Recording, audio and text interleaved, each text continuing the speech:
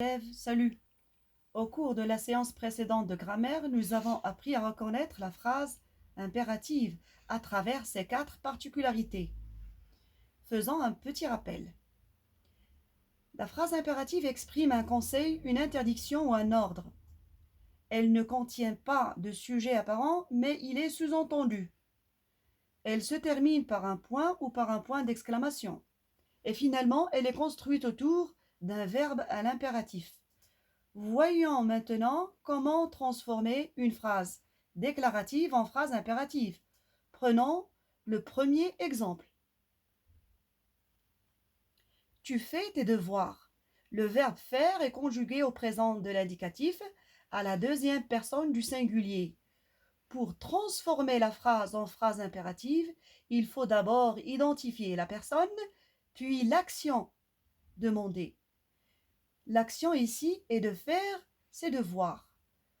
Alors, effectuons la transformation en conjuguant le verbe faire à l'impératif présent à la deuxième personne du singulier. Mais comme vous le voyez, le pronom personnel sujet ne figure plus dans notre nouvelle phrase. Et c'est l'une d'ailleurs des particularités de la phrase impérative. Prenons un autre exemple.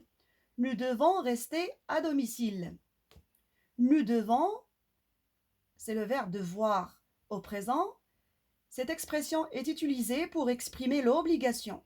L'obligation d'exécuter l'action qui suit, c'est-à-dire rester à domicile. À domicile, c'est-à-dire à la maison.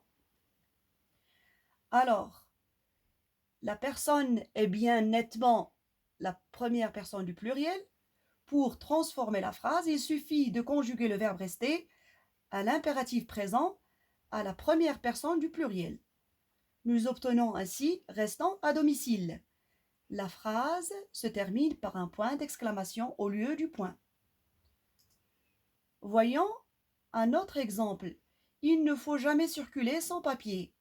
Comme vous le voyez, il ici ne renvoie pas à une personne bien précise, mais la tournure il faut, c'est une tournure impersonnelle.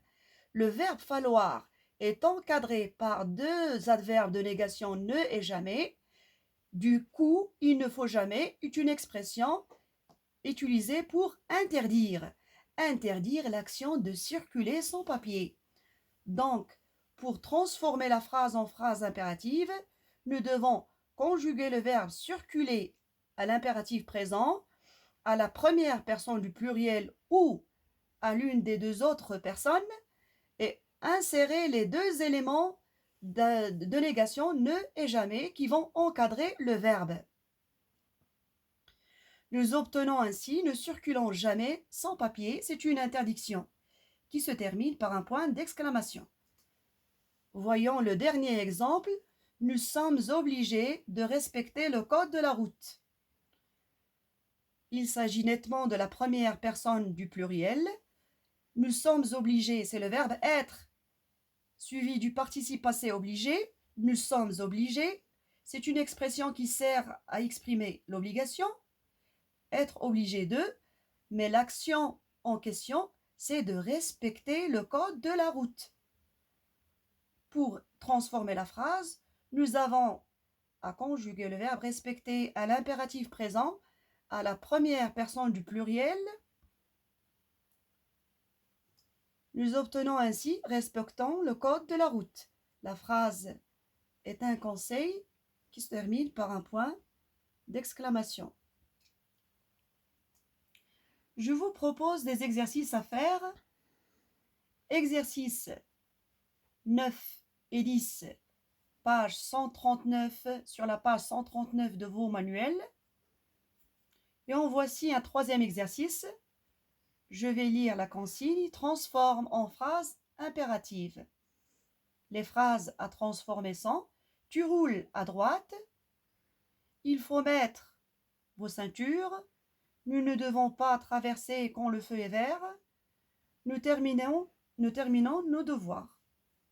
Très prochainement, je vous enverrai les corrigés. D'ici là, portez-vous bien.